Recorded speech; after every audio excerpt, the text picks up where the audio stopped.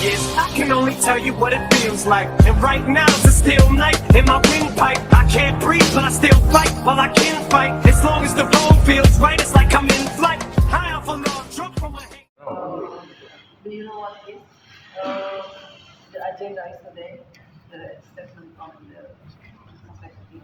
Yesterday is the last day for the witnesses. So all the witnesses sessions will be finished, and then we are going to expect the conclusions from Attorney General. Attorney General. Jadi beliau sampaikan kan hari ini memang terakhir kesaksian dan yang terakhir ini adalah keterangan terdakwa itu keterangan saya. Yang berikutnya adalah tuntutan dari jaksa penuntut umum. It will be Wednesday next week. Akan jadwalnya di hari Rabu minggu depan. What is your expectation? Yeah, we did our best, and we believe that they will not charge us. She is, of course, we believe that she is very great person. Although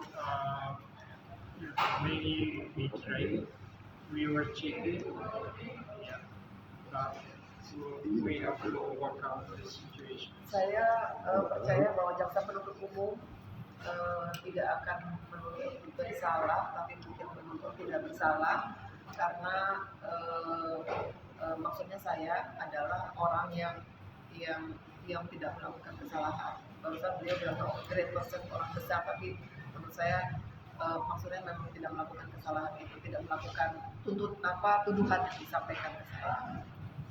Mungkin sekarang mungkin. Ya, tadi saya sampaikan dan tadi saya juga cukup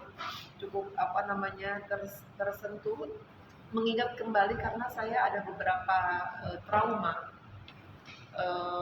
ketika kembali di luar negeri, kemudian ada beberapa orang laki-laki menekan saya ke pinggir, terus kemudian hingga terjadi semacam pergumulan gitu ya. Saya ditindih, saya ditarik, saya didorong, saya kejedut, saya berdarah gitu. Terus saya banyak macam-macam, jilbabnya juga ketarik dan seterusnya. Dan itu di Bandara Soekarno-Hatta.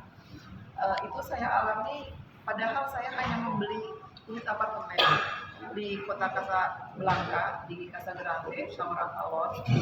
Dan kemudian saya dimenangkan, seperti tadi disampaikan, dimenangkan oleh 9 putusan, 10 putusan termasuk Mahkamah Konstitusi, termasuk putusan PK dari Jakarta Selatan, putusan PK dari konsinyasi, putusan kasasi gitu ya. Semua juga perlawanan, semua memenangkan saya dan menyatakan saya adalah pihak yang harus dilindungi oleh hukum.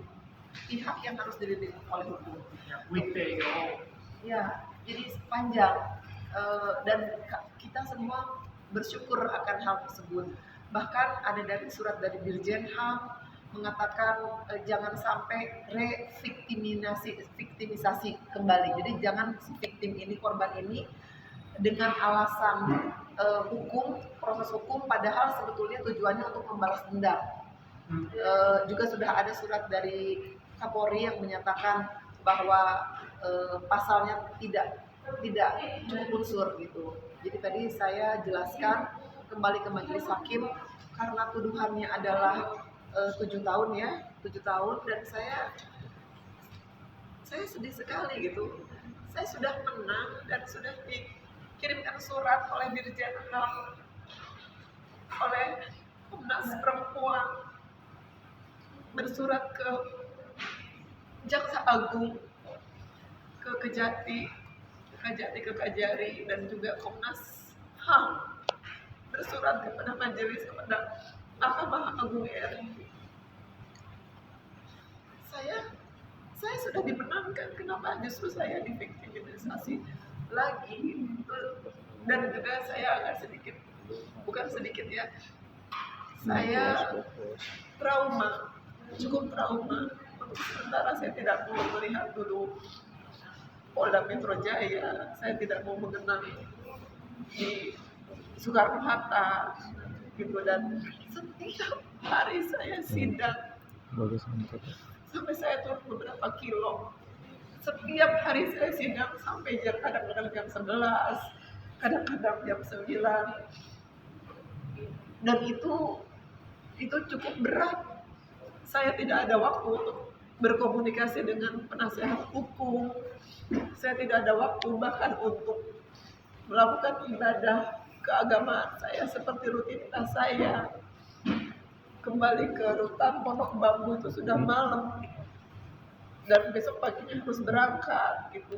Itu saya pun sudah merasa saya diperlakukan secara tidak adil, padahal saya sudah menang. Saya berharap jaksa penuntut umum tidak menuntut saya bersalah, karena sampai dengan sekarang tidak ada saksi yang menyatakan, satupun saksi dari 12 saksi fakta yang menyatakan saya menyuruh seseorang untuk bersumpah palsu, atau saya memberikan kuasa untuk bersumpah, atau saya sendiri bersumpah di Pengadilan Negeri Jakarta Selatan pada tanggal 4 Mei 2020 itu tidak ada satu saksi yang mengatakan seperti itu. Mungkin selebihnya. Baik, jadi begini ya. Jadi hari ini pemeriksaan terdakwa. Dari acara pemeriksaan terdakwa itu tidak ada satupun pertanyaan jaksa menyangkut pokok perkara. Semuanya lari kepada 2012, 2013, 14, 15. Menanyakan masa lalu. Tapi menanyakan pokok perkara, yaitu melanggar pasal 422, junto pasal 45, tidak ada. Jadi oleh karena itu sudah cukup yakin saya tadi memohon kepada majelis supaya dilepaskan. Tapi majelis bilang sampai ada penetapan berikutnya, katanya gitu. Jadi seperti itulah kondisi klien saya ini, dan mohon dukungan kalian yang muda-muda. Orang-orang seperti ini adalah pejuang untuk kita semua.